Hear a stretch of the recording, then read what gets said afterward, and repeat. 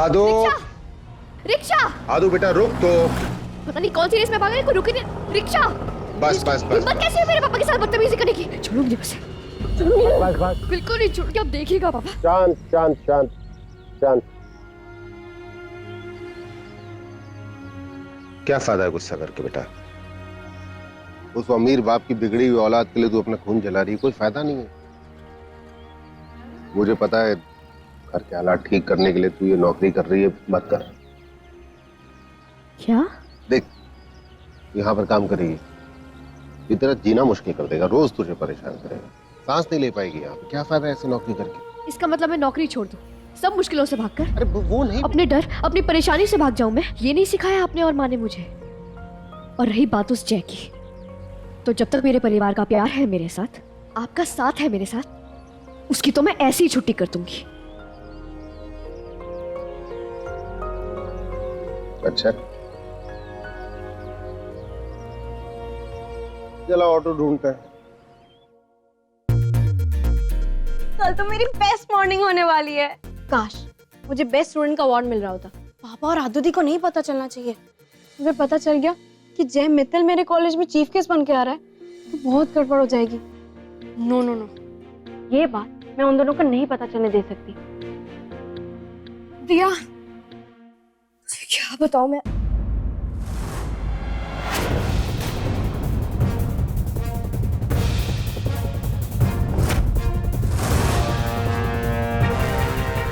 ये जय मित्तल तुम्हारा चीफ गेस्ट है? मिस चप्पा ना एक नंबर की मूड किलर है।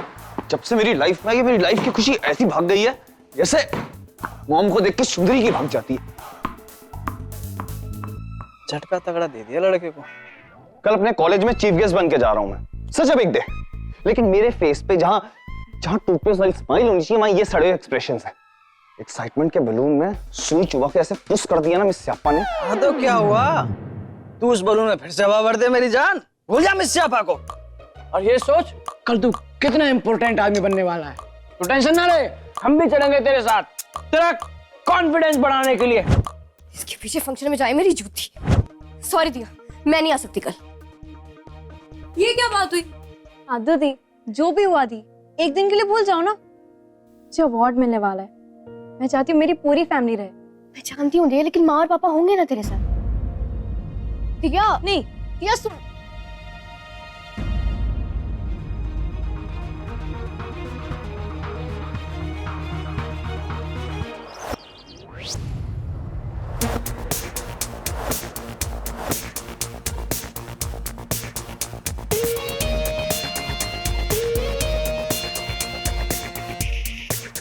देख रही हो मिसेस मित्तल, हमारे पोते का कमाल। वैसे मिस्टर मित्तल, इसको चाम ना दादा से मिला है। तो है, सच कहूं तो जय को देख के लगता है कि हमारी मेहनत सफल हो गई। यकीन मानो मित्तल खानदान की बागडोर गलत हाथों में नहीं गई। बिल्कुल, तेरे पोते को किसी की नजर ना लगे। आजा मेरा सोना। जी दादी। आजा मेरा ओ मेरा सोना। अपलोड करो ना जी। हाँ। या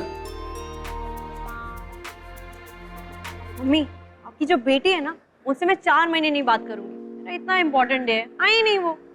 वैसे क्या जिद लेके बैठी हुई है वो? आई क्यों नहीं वो? हा?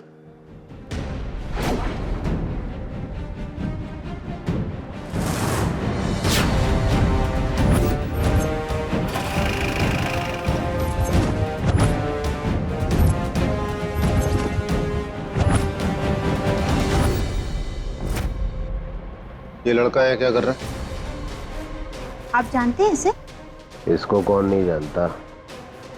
पापा प्लीज यहाँ मत कुछ कीजिए, ये मेरा कॉलेज है।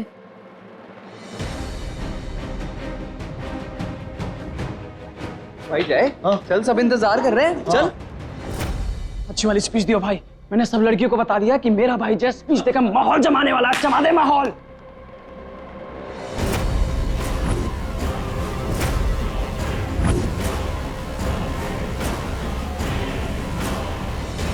अभी तक तो तमीज से ही पेश आ रहे थे हम लोग, लेकिन शायद उन्हें हमारा स्टाइल अंडरस्टैंड नहीं हुआ। रूपा मित्तल और उसकी परवरिश दोनों गोल्ड हैं, गोल्ड। तभी आज तक किसी ने मेरे बच्चों पर फिंगर्स नहीं उठाए। अब टाइम आ गया उन्हें बताने का कि हम मित्तल्स भी क्या चीज है।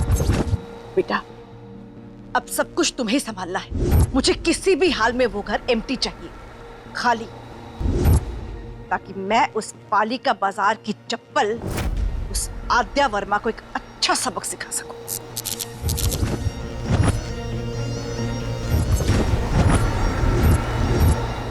आप फिक्र मत कीजिए बड़ी माँ, मैं सब ठीक कर दूंगा।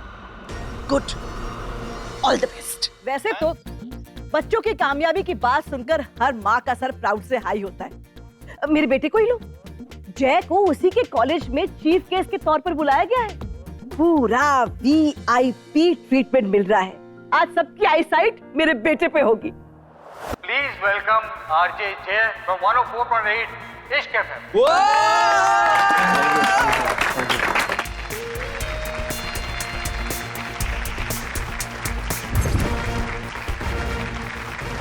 Thank you sir, thank you so much. तुमने बताया क्यों नहीं मुझे कि ये लड़का चीफ गेस्ट है? भगवान जी, प्लीज पापा को आज संभाल लेना। आई नो जय ने रेडियो पे दी के बारे में बहुत उल्टा सीधा बोला था और पापा नफरत करते हैं उससे, पर मैं क्या करती। पापा प्लीज प्लीज पापा, आज नहीं, प्लीज बैठ जाइए ना। बेस्टों में बेस्ट का एग्जाम्पल है मेरा जय। उसकी गुड मॉर्निंग सुनने के लिए ना रेडियो पर लड़कियां मरती हैं। करोड़ों नहीं, मिलियंस बिलियंस फैंस हैं उसके। आज देखना कॉलेज में उसकी स्पीच से वो तहलका मचा देगा। देखो, मैं अपनी तारीफों के पुल खुद नहीं बांध रहा, वरना आप लोग मेरे मीम्स बनाकर सोशल मीडिया पे वायरल कर दोगे। सो ऐसा रिस्क तो मैं लेने से रहा। अब यही तो मेरी लाइफ का भी फंडा है कि कोई भी प्रॉब्लम को प्यार से सॉल्व करो, कोई बोझ नहीं पालना। अब देखो, भगवान ने शक्ल तो सबको अच्छी दी, मुझे कुछ ज्यादा अच्छी थी, लेकिन मैनर्स और संस्कार वो मुझे मेरी फैमिली ने दी, स्पेशली मेरे दादू और दादी ने।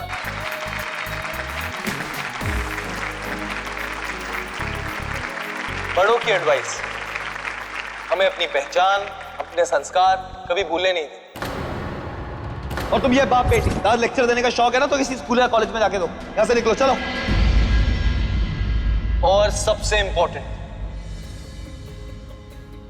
लड़कियों की इज्जत करना। And to all my female juniors, आप सबके लिए तो मैं क्या कहूं, आप सब हमारे आने वाले फ्यूचर के pillars. And I am sorry guys but it's true. मैं तो ये मानता हूं कि अगर पूरे वर्ल्ड में विमेन रूल कर दिया जाए, सारे स्यापे ही खत्म। वाह!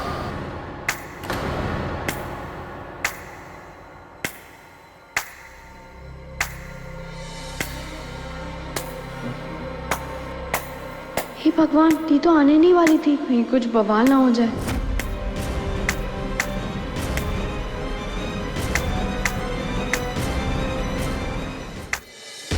मिस्टर संस्कारी मित्तल, क्या स्पीच दी है आपने? मैं तो इंस्पायर हो गया आपकी स्पीच सुनकर।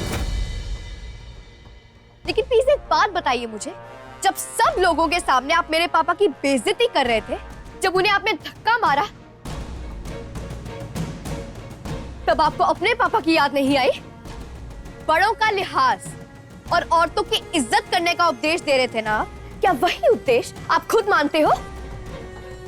औरतों को खिलौना समझते हो तुम, इसलिए जब चाहा जहां मर्जी उनके साथ खेलने आ जाते हो। वो वॉशरूम वाला हादसा याद है तुम्हें, जब तुमने मेरे साथ बदतमीजी की थी और मैंने तुम्हें थप्पड़ मारा था?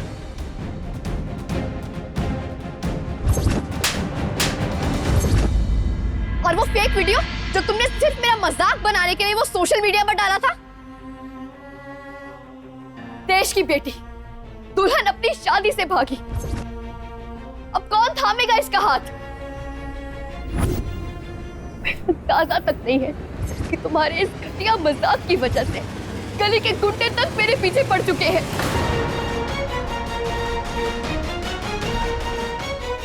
एक रात की दुल्हन बनने का ताना कस रहे थे मुझे।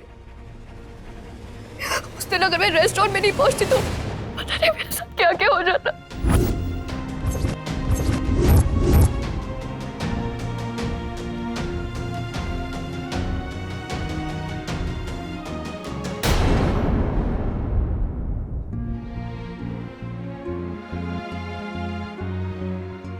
हमारा घर टूट रहा था, मुझे अपनी बॉस से मदद चाहिए थी। मेरी नौकरी मेरे हाथ से जाते जाते बची, तुम्हें इस बात का अंदाजा भी है?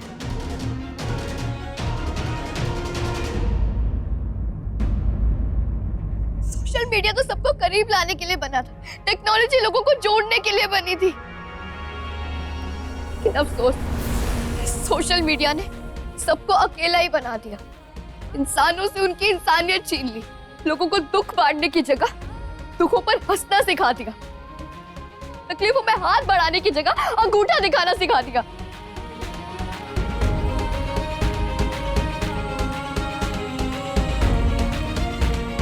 नीचे करो, नीचे करो, क्या कर रहे हो? नीचे करो।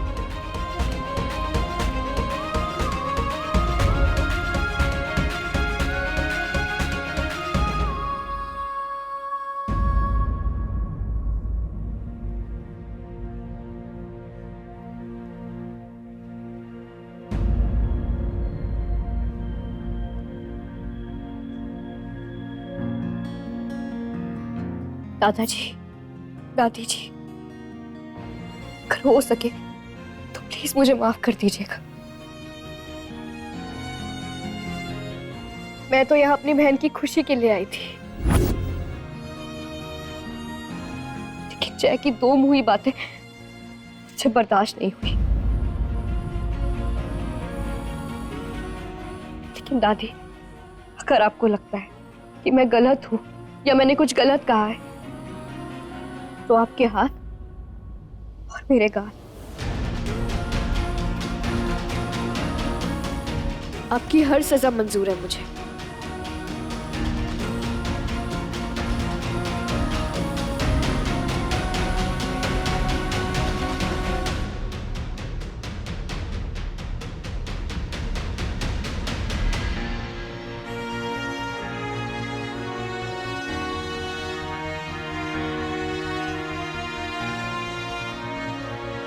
दादू दादी, ये मिस आपा, ये जानबूझ के ऐसी बातें बना रही है ना। जय, तूने उस लड़की का शादी वाला वीडियो बनाया था? नहीं दादी, मैंने जय, हाँ या ना?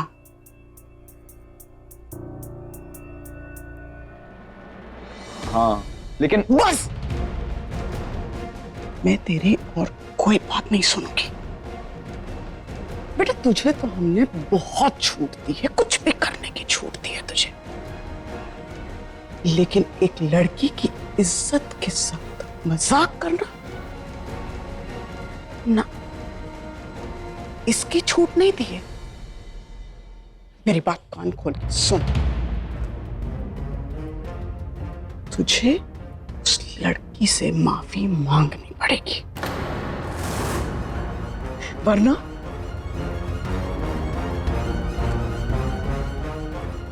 मैं तुझसे कभी बात नहीं करूंगी।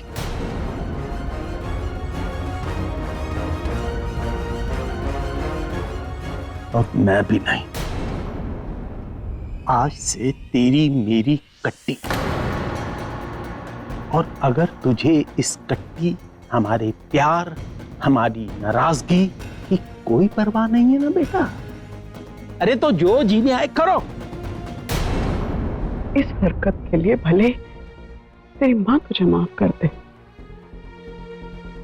लेकिन मैं तुझे माफ नहीं कर सकती।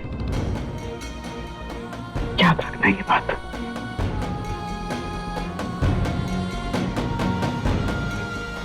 अरे भाई, कौन सा नया जोक आया सोशल मीडिया पे, इतना हंस रहे हैं सब लोग? मुझे भी तो दिखाओ, मैं भी अपना हीमोग्लोबिन बढ़ाऊं। ये देखिए, इसे देख के आपका बीपी बढ़ेगा, ना कि हीमोग्लोबिन। वॉशरूम वाला हादसा याद है तुम्हें, जब तुमने मेरे साथ बदतमीजी की थी और मैंने तुम्हें थप्पड़ मारा था? और दे रहे थे ना आप, क्या वही उद्देश्य आप खुद मानते हो? क्योंकि ये एक लड़की आपके हीरे को वापस कोयले की खान में डाल रही है।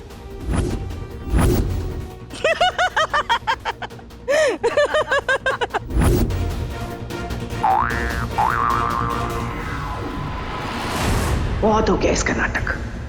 अब लगता है पालिका बाजार की चप्पल को तोड़कर कूड़े के ढेर में फेंकना ही पड़ेगा।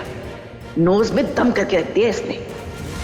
कल मैं अपनी बेटी से शादी करूंगा बिना दहेज के, बस 2 जोड़ी कपड़ों के आप भिजवा दो। मारूंगा पकड़ के, 2 जोड़ी कपड़े तेरे शरीर पे नहीं रहेंगे। सर आप गुस्सा क्यों कर रहे हो सर?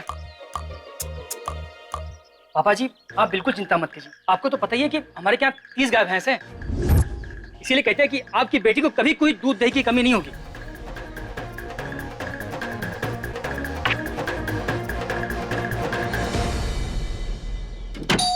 अरे नहीं करनी तुम्हारे बेटे के साथ अपनी बेटी की शादी, समझ में नहीं आता। मेरे बेटे के लायक है भी नहीं तुम्हारी लड़ाकू बेटी। वो तो तुम्हारी बेटी है जो हैंड वॉश करके मेरे बेटे के पीछे पड़ी हुई है। पीछे पड़ के मिस स्यापा, एक मौका नहीं छोड़ती मेरे इंसल्ट करने का। हाँ तो अपने बदले के चक्कर में जो तूने स्यापा किया है तो सॉरी बोल के समझना तो पड़ेगा ना। तो बोल रहा हूँ ना सॉरी, दादी के लिए इतना कर सकता हूँ मैं। तुम आद्या बात सुने तब ना जंगली बिल्ली की तरह ये पंजा मारना शुरू हो जाती है मुझे। सॉरी ना सिर्फ मुंह से नहीं बोला जाता, अच्छा काम करके भी कह सकते हैं। चुप कर, वो देख क्या हो रहा है। अरे इन लोगों का तो रोज का तमाशा हो गया ये। हाँ आए दिन कुछ ना कुछ होता ही रहता है, पता नहीं क्यों झगड़ते रहते हैं ये लोग। हाँ वैसे भाई साहब हुआ क्या? अरे वर्मा साहब है ना, हाँ? उनकी नई मकान मालकिन आई है। अच्छा, बड़ी बदतमीज औरत है। अच्छा, लगता है घर खाली कराने के लिए फिर से धमकी दे रही है। जय भाई क्या हुआ है? भाई आइडिया मिल गया। क्या आइडिया? भाई सॉरी बोलने का आइडिया मिल गया।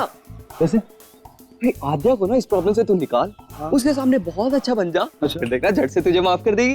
अच्छा, पर ये प्रॉब्लम सॉल्व कैसे करूं?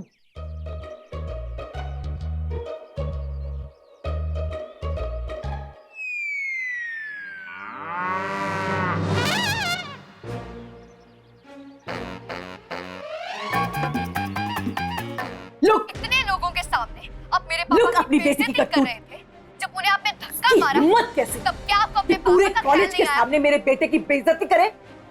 उसे कहो औकात में रहे अपनी। भूले नहीं कि जिस रूफ के अंदर रह रही है ना वो मेरा है। मैं चाहूं ना वैसे चुटकी में सबको गेट आउट कर सकती हूँ। ये चुटकियां अपने घर में जाके बजाना। 10 गुना ज्यादा किराया देकर रह रहे हैं इस घर के अंदर हम। और सुनो, औकात की बात मेरे सामने मत करना, तो मेरा दिल्ली अगर बाहर निकल गया। ओ मिस्टर, बाहर कर दूंगा अपने माउथ को शट अप रखो। धक्के तो अब तुम खाओगे जिंदगी भर। देखो अब मैं क्या करती हूँ। क्या करेगी? Wait and दिखाना। watch। चल निकल।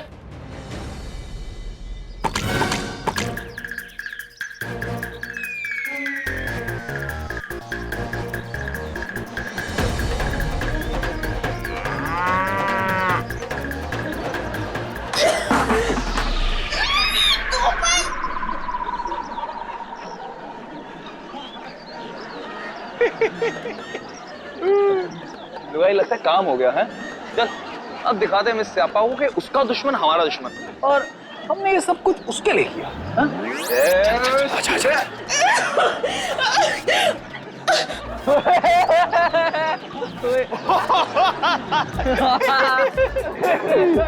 गोवा